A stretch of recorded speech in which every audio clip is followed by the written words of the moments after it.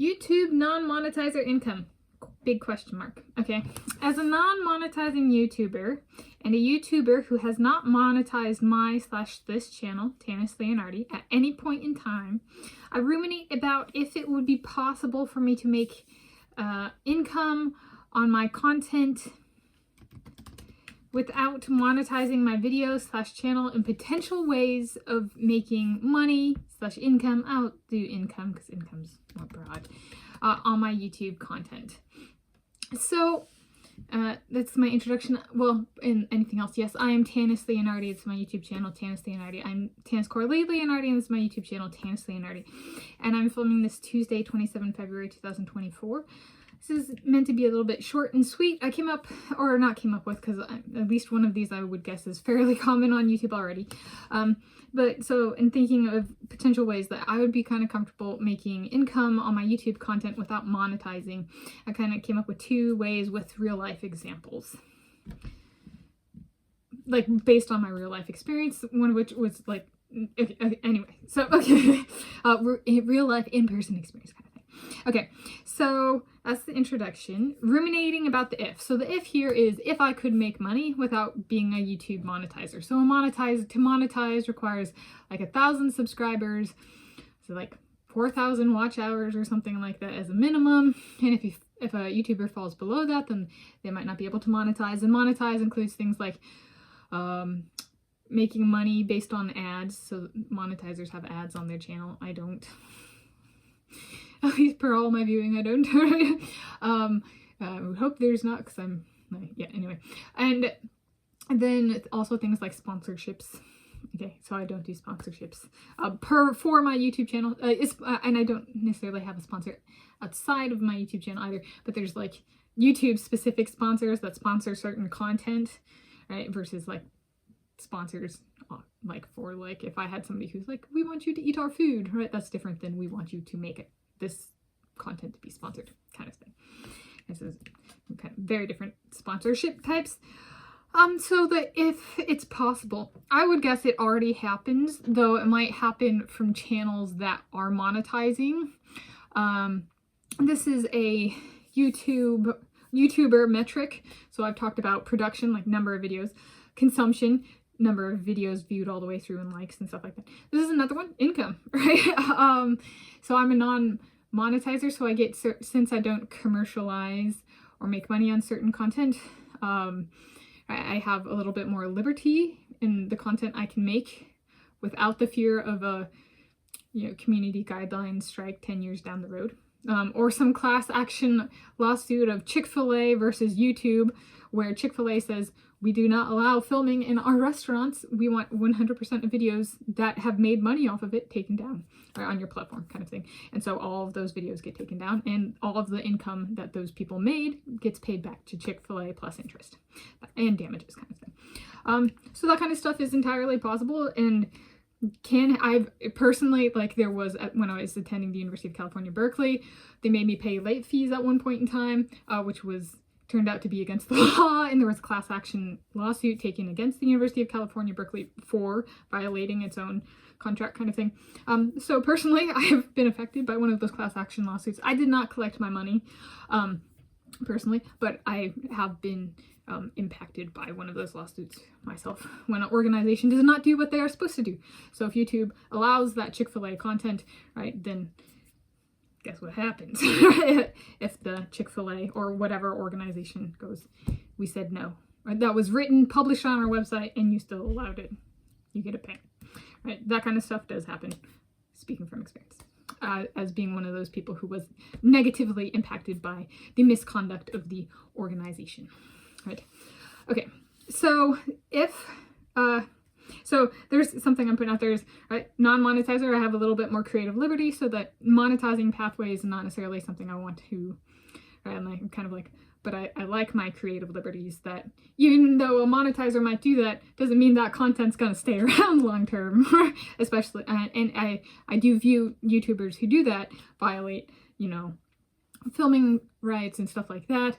All right, I don't necessarily view them positively. So it negatively impacts their reputation from those of us who care about things like morals and ethics.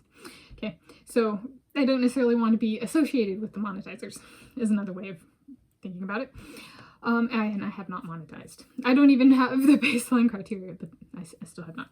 Okay, so what are a couple of ways that I could? So if is I'm going to guess that some of this already exists, but I could be wrong, right? It's something that sounds kind of stupid, right? Like, well, if you're not going to monetize, how do you make money? And that's been kind of my dad's critique the entire time, like since I've gone full-time back in February 2020.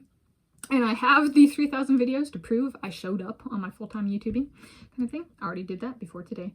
And the over 5,000 fully viewed and liked videos off of my channel kind of thing. So let's talk about potential ways. This first one I would guess is fairly common even if as a non-monetizing way of making income, even if the channel monetizes. So it's potential way one, broad requests for certain content from employer/payer. I don't really know what the term is. Employer/payer. And this requests exclude specific things they want, though I may cover if I deem a fit without losing my mission/vision statement for my channel. So this is like, so there are sponsors for certain content, right? That's a monetization pathway. This is like the opposite of that.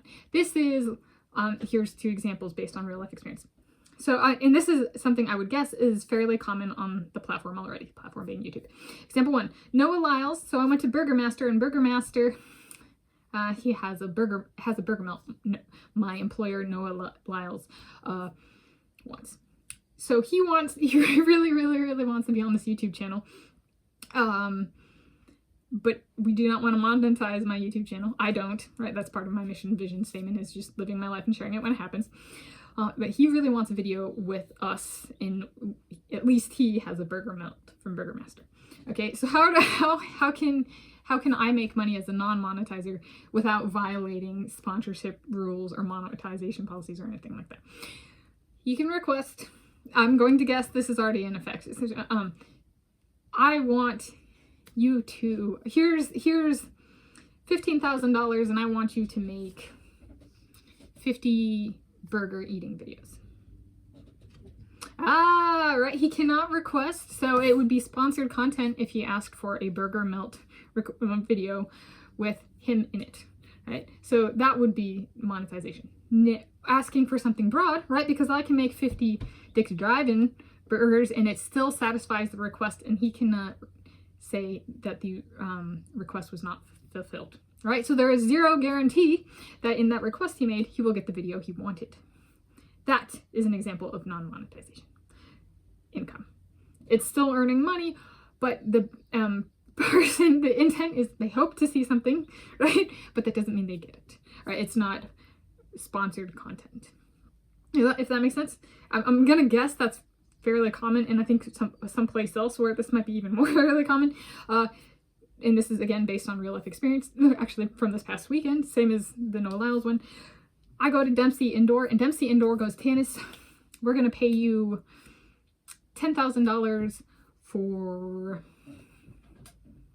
100 videos, competition videos. We won't, but maybe, yeah, competition videos. We'll do competition videos because Dempsey Indoor is track and field, but they also have it set up for football, you know, that kind of, so no sport distinction, no venue distinction. They are hoping for me to take some of those videos, video and or videos in Dempsey Indoor, track and field.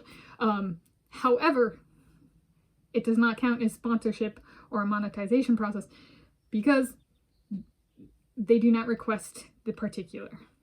They request a broad thing, and I to earn that money, right, I make the videos. However, it does not mean in those 100 videos, I could go to some other competition, take 100 videos at that competition, and satisfy that lump payment of $10,000.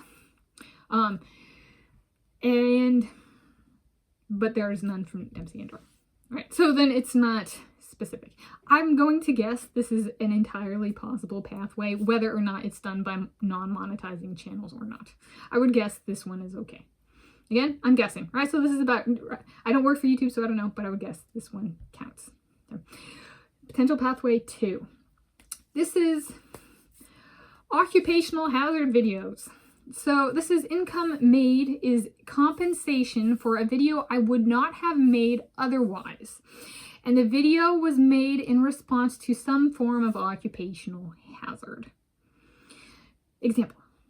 At the University of California, Berkeley, the building in which I worked had an occupational hazard. They actually had to bring out a hazard crew multiple times to do assessments that came in while we were working in our offices to inspect the ceiling tiles on the building we were working in, because what would happen is why are there tiles on a ceiling? Okay, I was like, what the heck kind of design is this? So they had tiles on the ceiling. They were pretty hefty tiles too, and they started falling.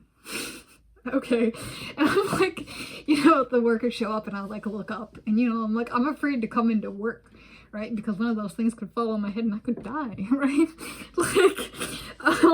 So it was funny, but not funny. Like it became a big deal in the department for a while, these falling ceiling tiles. And so I'm like, as a YouTuber, if I'm working in an office and the ceiling tiles might fall, I'm like, what's a form of insurance that I'm doing my job and documenting whether my work environment is safe or not, or the state of the ceiling? So I might take a video of the ceiling, right, above my desk and be like, I'm going to post this on YouTube as some form of insurance of this is what it looked like on this date. Okay, so if anything does happen, we got video documentation somewhere. Now, I would not have made that video if I was not working at blank.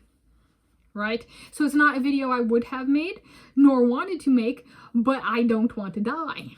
Right? So that would be an example, I would guess, of a case in which if YouTube were smart, they might allow the person to make income off of that video in the form of compensation because, well, that's one that can be taken. Occupational hazard assessments, it is a very legal territory. Right. Right. There was a lot of people involved in this stuff. Okay. Right, like YouTube, I would hope is not saying you can't make money off of that as a non-monetizer. Like, not hoping they want me to die, right? So there's a little bit of, is that blackmail? No, it's a reality check of if YouTube wants its employer, or not employers, if it wants its YouTubers to be safe, compensation may be allowed, kind of thing. Because if not, well, there's the legal pathway. Those hazard assessments are done for legal action in advance, right, in the first place. Speaking from lived experience in a building notorious for falling ceiling tiles. Okay, I worked in that building for over 4 years. So there's a little bit of this one, I think is, so I work, let's say Noah Lyles has an office, and I go into work and there's something that I notice is off, or he has, and I'm like, all right, I'm going to document this, put this on my YouTube channel. Or we go to some function, we're at a hotel or something and there's a banquet and there's something that's just like super, it's an occupational hazard.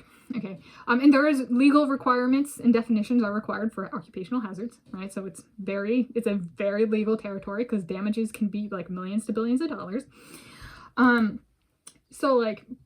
So then in that case, my employer should have no problem if there's a really serious occupational hazard with one video going up, and let's say I get $20,000 of compensation for that one video, right? So in one day, I've made $20,000 for accurately ascertaining the occupational hazard and making a video to protect myself that I would not have made if I was not employed. Okay, that one should be a no-brainer for a non-monetizer and for a monetizer, right? Both of these, okay.